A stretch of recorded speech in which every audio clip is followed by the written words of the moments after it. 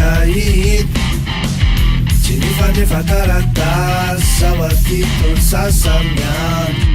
fa aiza fony anao no tsy takoatry zao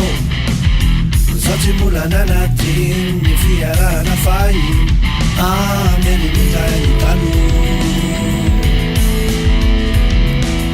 masakatoando ny tsy vitaratry zay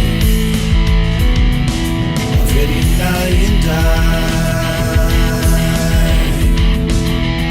tana maro isika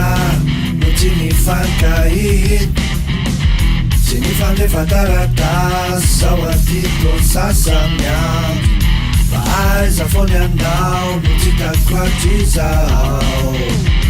zao tsy mbola nanatiny ny fiarahana fahiny amerindray talo masakatoando ny tsy vitaratry zay maverina indray tsy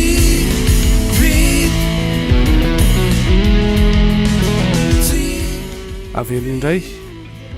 sombokira ao anatin'ilay rakikira mitondra ny lohateny hoe fiarahana fo izay avoaka ny tarika squarts afaka jifaina eo amin'ny tranokala ny tarika ny adresy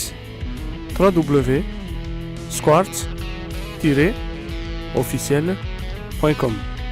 Sotranao